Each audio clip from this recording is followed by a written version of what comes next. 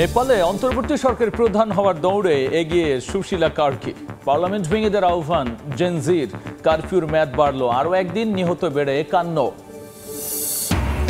মিয়ানমারের নির্বাচনের আগে বেড়েছে জান্তা বাহিনীর দমন পীড়ন। রাখাইনে আরাকান আর্মির সঙ্গে সংঘর্ষ। কোটি কোটি মানুষ মানবতার জীবনযাপন করছে, প্রতিবেদন জাতিসংঘের। ফিলিস্তিন কখনই রাষ্ট্র হবে না, স্পষ্ট বার্তা নেতানিয়াহুর। পশ্চিম তীরে নতুন বসতি প্রকল্পের উদ্বোধন। ইসরায়েলের নাম না নিয়েই কাতারে হামলার নিন্দা নিরাপত্তা পরিষদের। নানা আয়োজনে 9/11-এর 24তম বার্ষিকী পালন। যুক্তরাষ্ট্রকে আর কেউ হামলার লক্ষ্যবস্তু বানালে তাকে মাটিতে মিশিয়ে দেওয়ার হুঁশিয়ারি ট্রাম্পের। এবং পোল্যান্ডের আকাশসীমা রক্ষায় যুদ্ধবিমান পাঠানোর ঘোষণা ফ্রান্সের। মস্কোর ওপর চাপ বাড়ানোর আহ্বান জেলেনস্কির। উত্তেজনার মধ্যেই রাশিয়া বেলারুশ যৌথ মহড়া।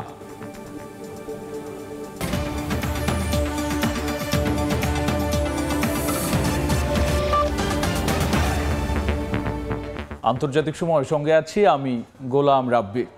নেপালে অন্তর্বর্তী সরকারের প্রধান হওয়ার দৌড়ে এগিয়ে আছেন সুশীলা কার্কি। শুক্রবারই সাবেক এই প্রধান বিচারপতিকে নিয়োগ দিতে পারেন প্রেসিডেন্ট রামচন্দ্র বলে জানিয়েছে স্থানীয় গণমাধ্যম।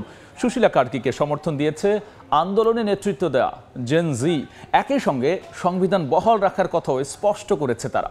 এদিকে দেশটিতে দুদিনের ব্যাপক সংঘর্ষের ঘটনায় মৃতের সংখ্যা বেড়ে দাঁড়িয়েছে 51 জনে। আর কারফিউয়ের মেয়াদ বাড়ানো হয়েছে আরও একদিন। দুদিন ব্যাপক সহিংসতা ও প্রধানমন্ত্রীর পদত্যাগের পর নেপালের পরিস্থিতি এখনও থমথমে। নিরাপত্তা নিশ্চিতে টহল দিচ্ছে সেনাবাহিনী। রাস্তায় স্বাভাবিক হচ্ছে মানুষের চলাচল। আন্দোলন চলাকালীন বিভিন্ন দেয়াল লিখন, স্লোগান, পরিষ্কার পরিচ্ছন্নতায় কাজ করছেন অনেকে। এদিকে 4 দিনের অস্থিরতার পর শুক্রবার নেপালের অন্তর্বর্তী সরকারের প্রধান হিসেবে দায়িত্ব নিতে পারেন সাবেক প্রধান বিচারপতি সুশীলা কার্কি। স্থানীয় গণমাধ্যম জানায় দেশটির প্রেসিডেন্ট রামচন্দ্র পোদেল তাকে নিয়োগ দিতে সম্মত হয়েছেন। সুশীলা কার্কিকে সমর্থন জানিয়েছে আন্দোলনের নেতৃত্বে থাকা জেনজি। এর আগে বৃহস্পতিবার অন্তর্বর্তী সরকারের প্রধান হিসেবে সুশীলা কার্কি তাদের প্রথম পছন্দ বলে জানান নেতারা। দুর্নীতি বিরোধী অবস্থানের জন্য বেশ পরিচিত তিনি। একই সঙ্গে পার্লামেন্ট ভেঙে দেওয়ার আহ্বান জানান আন্দোলনকারীরা। তবে সংবিধান বহাল রাখার কথা জানিয়েছে তারা। এখন দেশটার জন্য একজন সৎ ও দায়িত্বশীল অভিভাবক প্রয়োজন। আমাদের নিরাপদ পথে এগিয়ে নিতে হবে। তাই এমন একজন ব্যক্তিকে দরকার যিনি আইন ও সাংবিধানিক বিষয়গুলো ভালোভাবে বোঝেন এবং পরিপক্ক। আমার মতে সুশীলা কার্কি সবচেয়ে ভালো বিকল্প। দেশের অভিভাবক হিসেবে তিনি দায়িত্ব নিতে পারেন। নেপালের রাজনৈতিক সরকারের পতনের পর অন্তর্বর্তী সরকার গঠনের সেনাবাহিনীর সঙ্গে আলোচনায় বসে আন্দোলনকারীরা। তবে সরকারের নেতৃত্ব নিয়ে মতবিরোধ তৈরি হয়। তরুণ প্রজন্মের আন্দোলনকারীরা 3 জনের নাম প্রস্তাব করে। সুশীলা কার্কি ছাড়াও আলোচনায় আছেন র্যাপার থেকে কাঠমান্ডুর মেয়র হওয়া বালেন্দ্র শাহ এবং সাবেক বিদ্যুৎ ব্যবস্থাপনা পরিচালক কুলমান ঘিসিং। রাইসা জান্না, সময় সংবাদ। এদিকে পুরনো রাজনৈতিক প্রজন্মকে বিদায় জানিয়ে নতুন নেতৃত্বের স্বপ্ন দেখছে নেপালের তরুণরা। নেপালের জেনজি প্রজন্মের দাবি, দেশ নতুন করে গড়তে অবদান রাখতে চায় তারা। স্বাধীনতার পথ দেখাতে পারবে এমন নেতৃত্বের আহ্বান জানিয়েছে দেশটির তরুণরা। সামাজিক যোগাযোগ মাধ্যম নিষিদ্ধের ঘোষণাকে ঘিরে শুরু হওয়া বিক্ষোভ মুহূর্তেই রূপ নেয় দুর্নীতি বিরোধী গণ আন্দোলনে।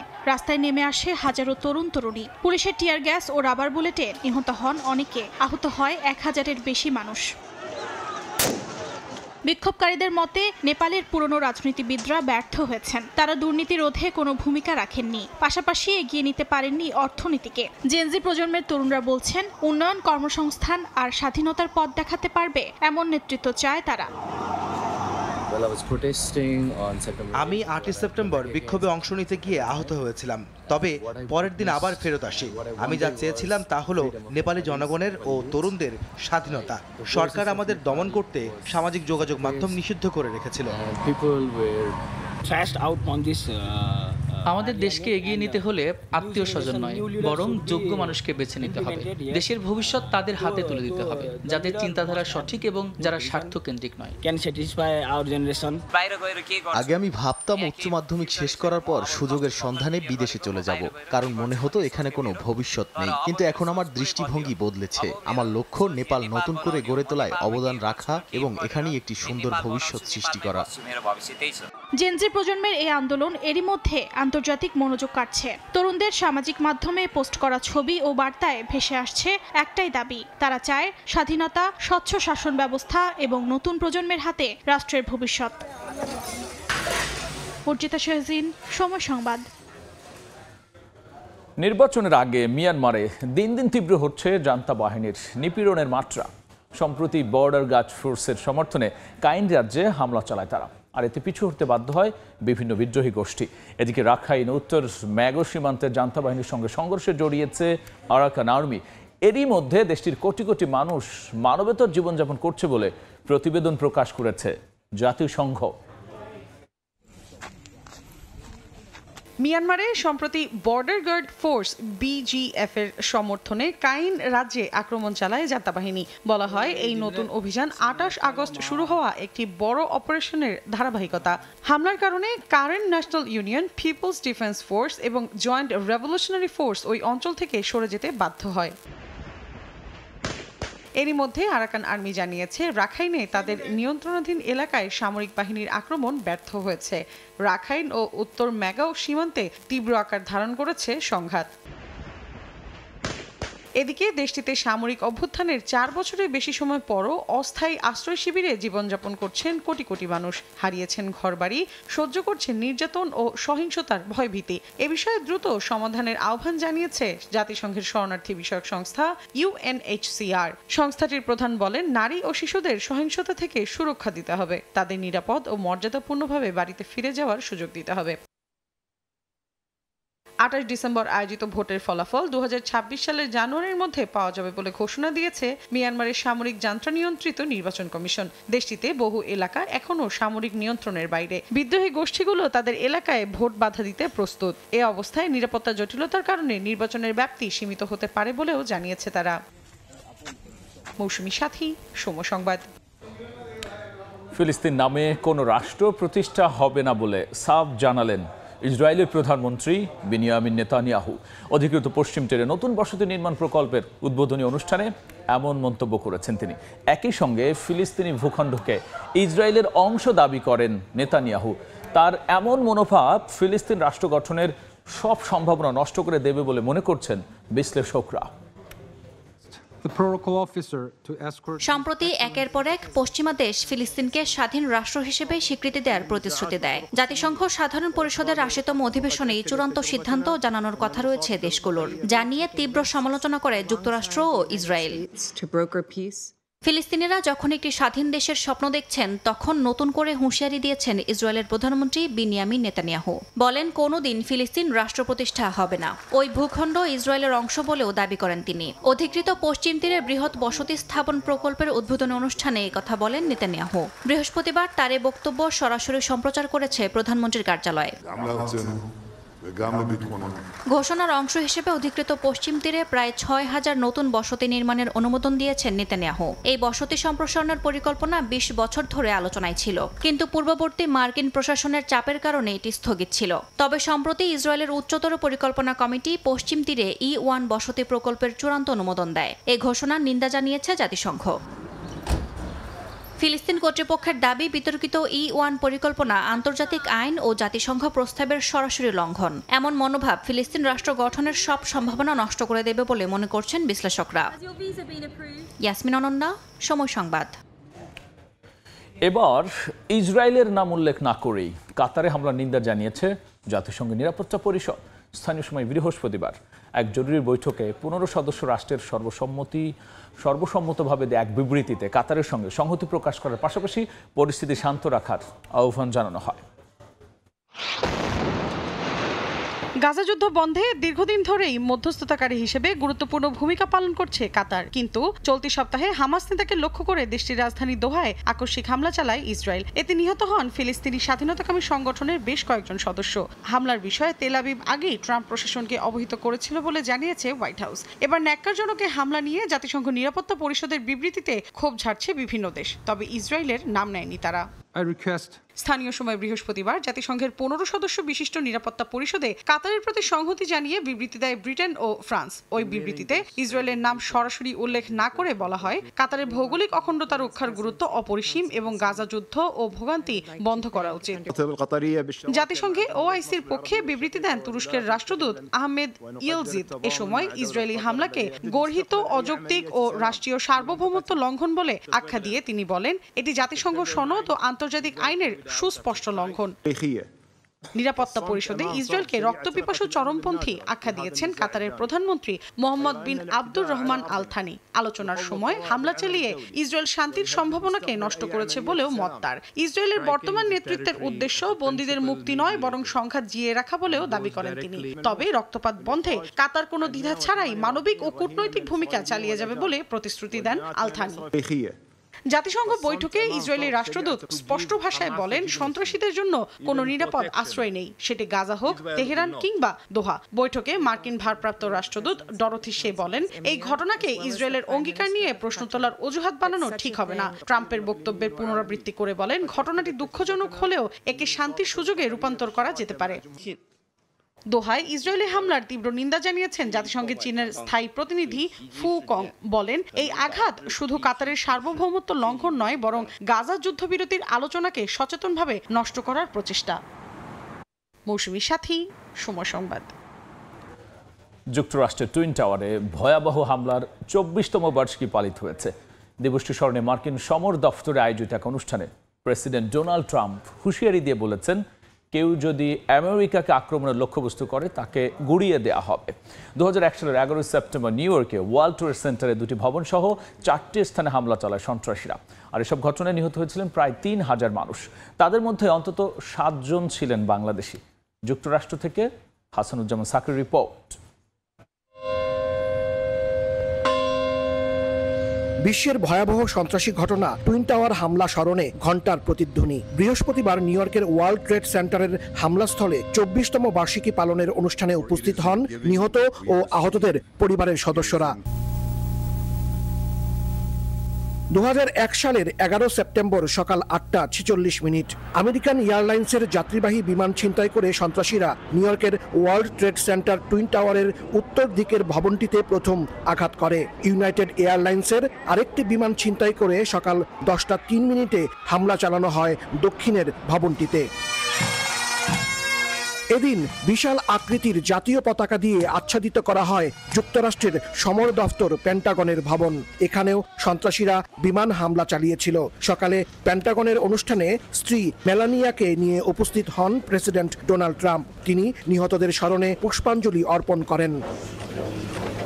এদিকে টুইন টাওয়ার হামলার 24তম বার্ষিকী পালনের প্রাক্কালে টাকার কার্লসন নামক এক সাংবাদিকের মন্তব্য ঘিরে বিতর্ক সৃষ্টি হয়েছে। পিয়ার্স মর্গানের আনসেন্সর্ড নিউজ অনুষ্ঠানে তিনি দাবি করেছেন, ইসরায়েলি গোয়েন্দারা হামলার বিষয়ে আগেই জানতেন।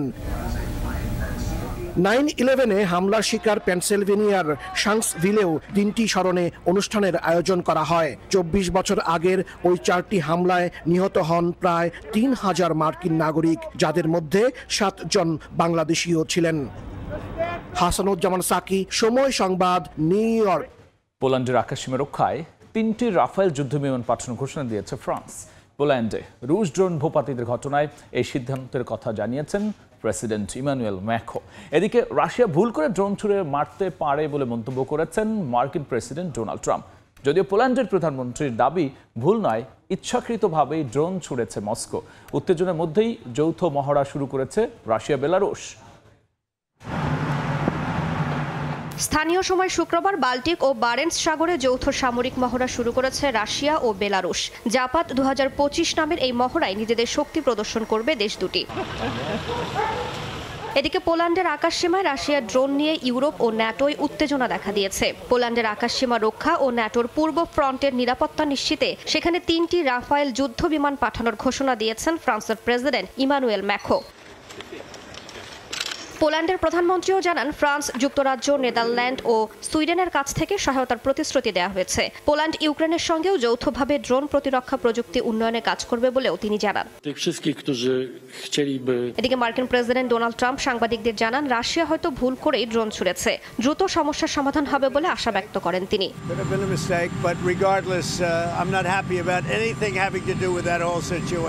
যদিও পোল্যান্ডের প্রধানমন্ত্রীর দাবি ভুল করে নয়, ইচ্ছাকৃতভাবেই ড্রোন ছুড়েছে রাশিয়া।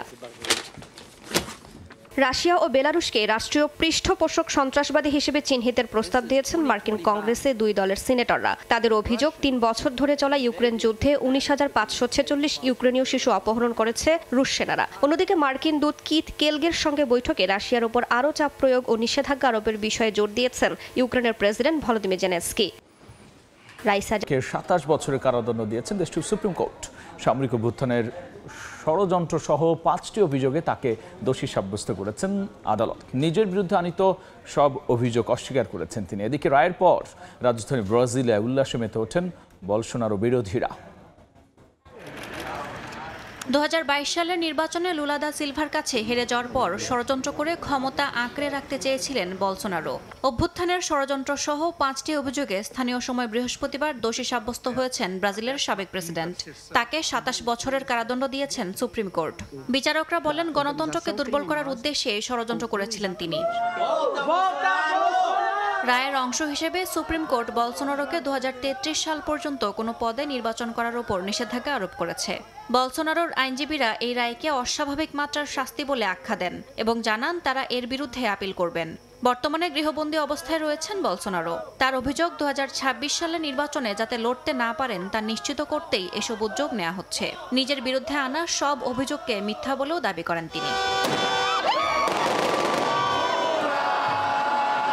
এদিকে রায়ের পর রাজধানী ব্রাসিলিয়ায় উল্লাসে মেতে ওঠেন বলসোনারো বিরোধীরা। অন্যদিকে তার বাসভবনের সামনে জড়ো হন তার সমর্থকেরা। যুক্তরাষ্ট্রের কাছে সহযোগিতা চান এবং দ্রুত সাধারণ ক্ষমার দাবি জানান বলসোনারোর সমর্থকেরা। সাবেক সেনা কর্মকর্তা জৈর বলসোনারো 2019 থেকে 2022 সাল পর্যন্ত ব্রাজিলের প্রেসিডেন্টের দায়িত্ব পালন করেন। ইয়াসমিন অনন্যা, সময় সংবাদ। অ্যালটেক অ্যালুমিনিয়াম, গড়ে উঠছে আগামীর শহর। আন্তর্জাতিক সময়ে আরও থাকছে। সংযুক্ত আরব আমিরাতের ভিসা নিয়ে চরম সংকটে বাংলাদেশিরা। বারবার আবেদনও হচ্ছে না সমাধান। বাণিজ্য রেমিটেন্সে প্রভাব পড়ার শঙ্কা প্রবাসীদের। রাষ্ট্রের ইউটা অঙ্গরাজ্যের এক বিশ্ববিদ্যালয়ে ডোনাল্ড ট্রাম্পের সহযোগী প্রভাবশালী রক্ষণশীল রাজনৈতিক নেতা চার্লি কার্ককে গুলি করার ঘটনায় এখনও পর্যন্ত অভিযুক্ত ধরা পড়েনি। এই ঘটনায় FBI সন্দেহভাজন ব্যক্তির ছবি প্রকাশ করেছে এবং তথ্যদাতার জন্য $1 লাখ পুরস্কার ঘোষণা করেছে। যুক্তরাষ্ট্রের ইউটা অঙ্গরাজ্যের এক বিশ্ববিদ্যালয়ে প্রকাশ্যে গুলিবিদ্ধ হয়ে মারা যান প্রভাবশালী রিপাবলিকান নেতা চার্লি কার্ক। এরপর থেকে এলাকা জুড়ে ব্যাপক আতঙ্ক ছড়িয়ে পড়ে। হত্যাকাণ্ডের পর হামলাকারী আশেপাশের একটি আবাসিক এলাকায় পালিয়েছে। এ খুনের তদন্ত করছে FBI। ঘটনার পর কাছের জঙ্গল থেকে একটি শক্তিশালী রাইফেল উদ্ধার করেছে পুলিশ। পাশাপাশি মাটিতে পাওয়া গেছে জুতার ছাপ এবং হাতে ভর দেওয়ার চিহ্ন, যা তদন্তের নতুন দিক খুলে দিয়েছে। স্থানীয় সময় বৃহস্পতিবার সাংবাদিকদের সঙ্গে মতবিনিময়কালে যুক্তরাষ্ট্রের প্রেসিডেন্ট ডোনাল্ড ট্রাম্প জানান হত্যাকারীকে গ্রেফতারের বিষয়ে আশাবাদী তিনি। আমি স্পষ্টভাবে বলতে চাই না, তবে মনে হচ্ছে তদন্তে অগ্রগতি হচ্ছে। চার্লি কার্ক একজন অসাধারণ মানুষ, সব দিক থেকে মহান, বিশেষ করে যুব সমাজের জন্য। হত্যাকারী ব্যক্তি যা করেছে তা নিঃসন্দেহে লজ্জাজনক। আশা করি তাকে দ্রুত ধরে যথাযথ ব্যবস্থা নেওয়া হবে। FBI সন্দেহভাজন এক ব্যক্তির ছবি প্রকাশ করেছে, যাকে পার্সন অব ইন্টারেস্ট বলা হচ্ছে। সঠিক তথ্য দিলে $1 লাখ পুরস্কারের ঘোষণা দেওয়া হয়েছে। পুলিশের ধারণা হামলাকারীর বয়স কলেজ শিক্ষার্থীর কাছাকাছি। প্রথমে 2 জনকে জিজ্ঞাসাবাদ করলেও পরে ছেড়ে দিয়েছে পুলিশ। হত্যার উদ্দেশ্য ও সন্দেহভাজনের পরিচয় এখনও অজানা। ইয়াসিন মোহাম্মদ জিসান, সময় সংবাদ। সাগর ঘিরে আবারও চীন ফিলিপিন্স উত্তেজনা দেখা দিয়েছে।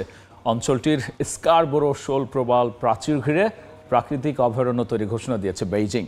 দেশটির এমন পদক্ষেপকে অবৈধ আর আন্তর্জাতিক আইনের লঙ্ঘন বলে তীব্র প্রতিবাদ জানিয়েছে ফিলিপিন্স। পরিবেশ রক্ষার আড়ালে বেইজিং অঞ্চলটির একটি বড় অংশ দখলের পরিকল্পনা করছে বলেও অভিযোগ ম্যানিলার। তবে ফিলিপিন্সের এমন অভিযোগ উড়িয়ে দিয়েছে চীন। দক্ষিণ চীন সাগরের স্প্রাটলি দ্বীপপুঞ্জ ও প্রবাল প্রাচীর স্কারবোরো শোল নিয়ে চীন ও ফিলিপিন্সের মধ্যে বিরোধ দীর্ঘদিনের। সম্প্রতি স্কারবোরো শোলে চীনের প্রাকৃতিক অভয়ারণ্য তৈরির পরিকল্পনা নিয়ে তা আরও ঘনীভূত হয়েছে। বুধবার এই পরিকল্পনা বাস্তবায়নের অনুমোদন দেয় চীনের স্টেট কাউন্সিল। দেশটির এমন পরিকল্পনায় তীব্র প্রতিবাদ জানিয়েছে ফিলিপিন্স। স্থানীয় সময় বৃহস্পতিবার ফিলিপিন্সের পররাষ্ট্র দপ্তর এক বিবৃতিতে জানায়, পরিবেশ রক্ষার আড়ালে চীন অঞ্চলটির একটি বড় অংশ দখলের পরিকল্পনা করছে। এটিকে অবৈধ ও আন্তর্জাতিক আইনের লঙ্ঘন বলে দাবি করেছে ম্যানিলা। এদিকে ফিলিপিন্সের অভিযোগ ও প্রতিবাদকে ভিত্তিহীন আখ্যা দিয়ে প্রত্যাখ্যান করেছে চীন। দেশটির national forestry and grassland administration জানিয়েছে, প্রবাল প্রাচীর রক্ষার লক্ষ্যেই দক্ষিণ চীন সাগরে অভয়ারণ্য তৈরির পরিকল্পনা হাতে নেওয়া হয়েছে। সমুদ্রপথে নতুন করে জটিলতা সৃষ্টি না করতে ম্যানিলার প্রতি আহ্বান জানান চীনা পররাষ্ট্র মন্ত্রণালয়ের মুখপাত্র। একাধিক আন্তর্জাতিক চুক্তির মাধ্যমে অনেক আগেই ফিলিপিন্স ভূখণ্ডের সীমানা নির্ধারিত হয়েছে, আর হোয়াংয়ান দ্বীপ কখনোই তার মধ্যে অন্তর্ভুক্ত হয়নি। ম্যানিলাকে অবিলম্বে উস্কানি ও ভিত্তিহীন প্রচার বন্ধ করার আহ্বান জানাচ্ছি। দক্ষিণ চীন সাগর ইস্যুতে চীন ফিলিপিন্স বিরোধ নতুন কিছু নয়, তবে এবার অঞ্চলটির প্রবাল প্রাচীর নিয়ে দুদেশের মধ্যে তৈরি হওয়া উত্তেজনা আরও বাড়তে পারে বলে মনে করছেন বিশ্লেষকরা। নাসরিন রুমি, সময় সংবাদ। ভারতের ছত্তিশগড়ে নিরাপত্তা বাহিনীর সঙ্গে বন্দুকযুদ্ধে অন্তত 10 মাওবাদী নিহত হয়েছে। বৃহস্পতিবার মেইনপুর থানার সীমান্তবর্তী জঙ্গল অভিযান চালানোর সময় দুপক্ষের মধ্যে গোলাগুলি হয়। অভিযান পরিচালনা করে special task force, cobra unit ও রাজ্য পুলিশের সদস্যরা। এর কয়েক ঘন্টা আগে নারায়ণপুর জেলায় আত্মসমর্পণ করেছে 16 মাওবাদী সদস্য। পুলিশ জানিয়েছে, আত্মসমর্পণকারী সংগঠনের বিভিন্ন ইউনিটে সক্রিয় ছিল। ফ্রান্সের রাজধানী প্যারিসে ছুরিকাঘাতের ঘটনায় গুরুতরভাবে আহত হয়েছেন এক ব্যক্তি। স্থানীয় সময় বৃহস্পতিবার প্যারিসের 7th ডিস্ট্রিক্ট এলাকায় এই ঘটনা ঘটে। হামলার পর তৎক্ষণাৎ আতঙ্কিত হয়ে পড়েন স্থানীয়রা। হামলাকারী এক ধরনের বড় ছুরি ব্যবহার করে হামলা চালায়। এতে 50 বছর বয়সী এক ব্যক্তি আহত হলেও তার অবস্থা স্থিতিশীল বলে জানিয়েছে এলাকার মেয়র। হামলার উদ্দেশ্য এখনও স্পষ্ট নয়। পুলিশ অভিযান চালাচ্ছে, তবে সন্দেহভাজন হামলাকারী এখনও ধরা পড়েনি। দেখছেন আন্তর্জাতিক সময়। যুক্তরাষ্ট্রে নিযুক্ত ব্রিটিশ রাষ্ট্রদূত পিটার ম্যান্ডেলসনকে চাকরি থেকে অব্যাহতি দিয়েছে যুক্তরাজ্য। যৌন নিপীড়ক মার্কিন নাগরিক জেফ্রি এপস্টাইনের সঙ্গে ম্যান্ডেলসনকে সম্পর্ক থাকার কারণে সিদ্ধান্ত নেওয়া হয়েছে বলে জানিয়েছে আল জাজিরা। বিভিন্ন গণমাধ্যমে প্রকাশিত ইমেইলে দেখা যায়, আগাম জামিন পেতে এপস্টাইনকে পরামর্শ দিয়েছিলেন চাকরিচ্যুত ব্রিটিশ রাষ্ট্রদূত, যা থেকে দুজনের সম্পর্ক অনেক গভীর ছিল বলে মন্তব্য করেছে ব্রিটেনের পররাষ্ট্র মন্ত্রণালয়। এদিকে চাকরি হারানোর একদিন আগে দোষ স্বীকার করে এপস্টাইনের সঙ্গে দেখা করার জন্য অনুতপ্ত বলে জানিয়েছেন ম্যান্ডেলসন। বিশ্বের সর্বোচ্চ ধনীর খেতাব হারিয়ে আবার কয়েক ঘন্টার ব্যবধানে তা ফিরে পেয়েছেন স্পেস এক্স ও টেসলার প্রধান নির্বাহী কর্মকর্তা এলন মাস্ক। এ বিষয়ে সংবাদ মাধ্যম ব্লুমবার্গ জানায়, স্থানীয় সময় বুধবার সকালে কয়েক ঘন্টার জন্য এলন মাস্ককে টপকে বিশ্বের সবচেয়ে ধনী ব্যক্তির খেতাব অর্জন করেন ওরাকলের ল্যারি এলিসন। তার সফটওয়্যার কোম্পানির শেয়ারের মূল্য মাত্র কয়েক মিনিটের মধ্যেই 1/3 বেশি বেড়ে যাওয়ায় ব্যক্তিগত সম্পদের পরিমাণও বাড়ে। তবে দিন শেষে আবারও শীর্ষ ধনী হন মাস্ক। দেখছেন আন্তর্জাতিক সময়। বাংলাদেশিদের জন্য সংযুক্ত আরব আমিরাতের ভিসার জটিলতা বেড়েই চলেছে। 2012 সাল থেকে এই সংকট বারবার দেখা দিলেও বর্তমানে তা মারাত্মক রূপ নিয়েছে। প্রবাসী বাংলাদেশিরা ভিসা সংকট এড়াতে বারবার মিশন ও সরকারের কাছে আবেদন জানালেও কিছুতেই এই সমস্যা দূর হচ্ছে না। বিস্তারিত শিবলি আল সাদিকের রিপোর্টে। মধ্যপ্রাচ্যের প্রধান শ্রমবাজারগুলোর একটি সংযুক্ত আরব আমিরাত, কিন্তু 2012 সাল থেকেই দেশটিতে ভিসা জটিলতার মুখে পড়েছেন প্রবাসী বাংলাদেশিরা। আগে ছবি ও পাসপোর্ট কপিতেই এমপ্লয়মেন্ট বা রেসিডেন্স ভিসা মিললেও এখন গ্রাজুয়েশন সার্টিফিকেট সহ একাধিক মন্ত্রণালয়ের সত্যায়নের পরও ভিসা মিলছে না কোনোভাবে। দেশটিতে বর্তমানে ভিজিট, এমপ্লয়মেন্ট, ফ্যামিলি, স্টুডেন্ট ও আভ্যন্তরীণ ট্রান্সফার সহ বেশিরভাগ ভিসা পুরোপুরি বন্ধ। ফ্রি জোনের বড় কোম্পানিগুলোতে কিছু ভিসা চালু থাকলেও গ্র্যাজুয়েশন সার্টিফিকেট না থাকায় সেই সুবিধা নিতে পারছেন না 98% প্রবাসী বাংলাদেশি। তাই জালিয়াতি করে সার্টিফিকেট তৈরির পথে হাঁটছেন অনেকে, যা ভিসা বন্ধের অন্যতম বড় কারণ। তবে প্রবাসীদের অভিযোগ, কূটনৈতিক সংলাপে যথাযথভাবে 15 লাখ বাংলাদেশির সমস্যার কথা তুলে ধরতে ব্যর্থ হয়েছে সরকার। অরিজিনাল সার্টিফিকেট সত্যতা যে অনলাইন সবকিছুর পরে এদেশের গভর্নমেন্ট যেটা যাচাই বাছাই জাস্টিফাই করার পরে তখন আপনাকে ভিসাটা অ্যাপ্রুভ দিবে। বাংলাদেশের ভিসা বন্ধ থাকার কারণে আমাদের যে কতটা ক্ষতি হচ্ছে, শুধু আমাদের ক্ষতি হচ্ছে না, বাংলাদেশে তো ক্ষতি হচ্ছে। কারণ বাংলাদেশ থেকে যখন লেবার আসবে তখন রেমিটেন্সে বেশি বাড়বে। প্রত্যেকটা দেশের কিন্তু ভিসা খোলে অথবা বন্ধ হয়, বিভিন্ন রকমের সুযোগ সুবিধা আসে যায়, কিন্তু বাংলাদেশিদের বন্ধ আছে। তার মানে আমরা ধরে নিতে পারি এটা কারেন্ট কূটনৈতিক ব্যর্থতা। ভিসার প্রবলেমের জন্য আমাদের বিদেশ থেকে বিদেশি লোকদের অ্যাপয়েন্টমেন্ট দিতে হচ্ছে। নাইজেরিয়ান, ইথিওপিয়ান, ক্যামেরুন, সব সাউথ আফ্রিকান লোকজন আমরা ভিসা দিচ্ছি, বিকজ আমাদের দেশের ভিসা খোলা নাই। রাষ্ট্রদূত আক্ষেপ করে বলেন, প্রবাসীরা পরিবর্তন না হলে পরিস্থিতি বদলানো কঠিন। এই সমাজ ব্যবস্থাকে একদিনে পরিবর্তন করা যাবে না। এটা প্রতিটা মানুষের শপথ করতে হবে যে আমি আমাকে পরিবর্তন করি আগে। যে আমার প্রতিবেশী খারাপ কাজ করতেছে, লেট হিম ডু ইট, আগে আমি নিজে পরিবর্তন। কিন্তু আমাদের উল্টোটা হচ্ছে, আমি আমার নিজেরটা যাই করি না কেন, প্রতিবেশী কেন এটা করছে, এটা নিয়ে আমার অনেক গোসা। প্রবাসীদের আশঙ্কা, এই অবস্থা চলতে থাকলে আগামীতে আমিরাতে বিপুল সংখ্যক বাংলাদেশি অবৈধ হয়ে পড়বেন। ক্ষতিগ্রস্ত হবে ক্ষুদ্র ব্যবসা ও রেমিটেন্স প্রবাহ। শিবলি আল সাদিক, সময় সংবাদ, সংযুক্ত আরব আমিরাত। আন্তর্জাতিক সময় শীর্ষ সংবাদ জানিয়ে দিচ্ছি আরও একবার। নেপালে অন্তর্বর্তী সরকারের প্রধান হওয়ার দৌড়ে এগিয়ে সুশীলা কার্কি। পার্লামেন্ট ভেঙে দেওয়ার আহ্বান জেন জির। কারফিউর মেয়াদ বাড়ল আরও একদিন, নিহত বেড়ে 51। মিয়ানমারে নির্বাচনের আগে বেড়েছে জান্তা বাহিনীর দমন পীড়ন। রাখাইনে আরাকান আর্মির সঙ্গে সংঘর্ষ। কোটি কোটি মানুষ মানবতার জীবনযাপন করছে, প্রতিবেদন জাতিসংঘের। এবং ফিলিস্তিন কখনই রাষ্ট্র হবে না, স্পষ্ট বার্তা নেতানিয়াহুর। পশ্চিম তীরে নতুন বসতি প্রকল্পের উদ্বোধন। ইসরায়েলের নাম না নিয়েই কাতারে হামলার নিন্দা নিরাপত্তা পরিষদের।